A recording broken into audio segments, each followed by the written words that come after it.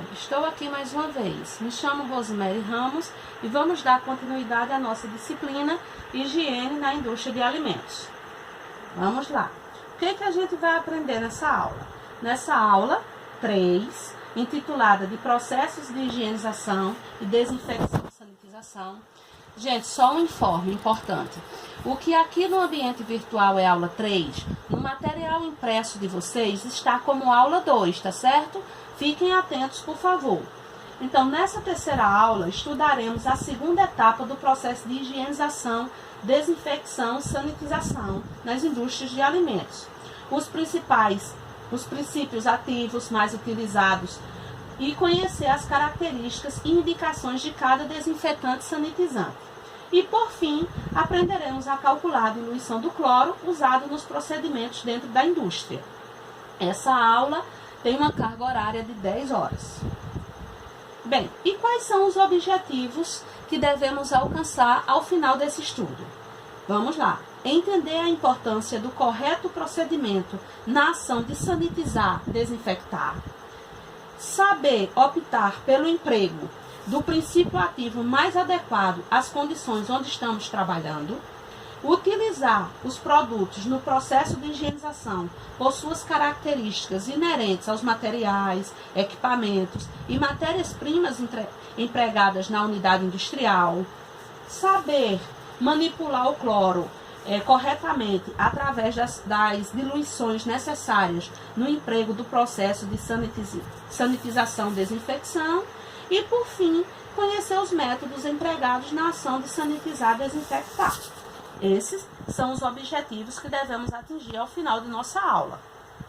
Mas, para a gente prosseguir nesse conhecimento da aula 3, é preciso entendermos alguns conceitos básicos, que alguns a gente já viu nas aulas anteriores. Precisamos entender o que é princípio ativo, o que são desinfetantes, sanitizantes, o que é uma desinfecção, o que é uma sanitização, ou seja, o procedimento de reduzir, e precisamos entender de forma clara o que é limpeza, certo?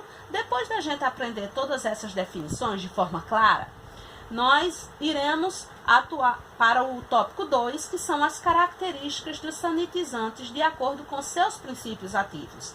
E aí tem as características que cada sanitizante deve possuir. E isso, no caso, o sanitizante ideal. Que características são essas?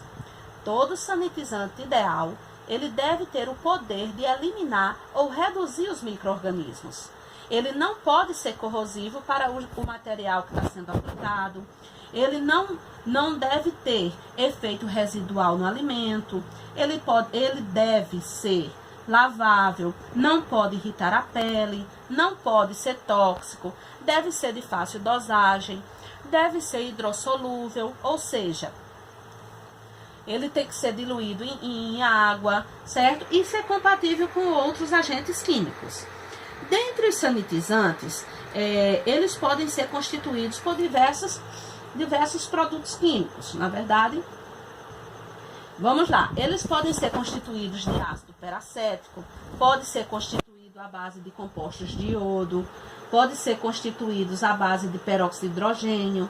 Nós temos sanitizantes à base de fenol-cresol, temos sanitizantes à base de compostos de amônia quaternária e temos os sanitizantes mais conhecidos e mais utilizados, que são à base de cloro, certo? De compostos de cloro. Esses sanitizantes à base de compostos de cloro, a gente precisa ter um pouco de atenção neles. Por quê?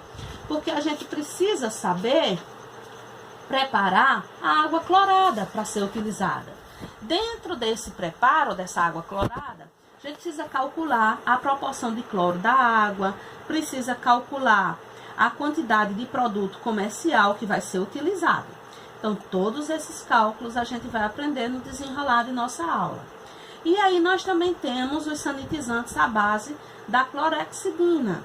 E esses sanitizantes à base de clorexidina, onde eles são aplicados, certo? Eles são usados na indústria de produção ou criação de animais. Como que eles podem ser utilizados? Pode ser utilizado como aditivo nas rações e também nos processos de sanitização, desinfecção.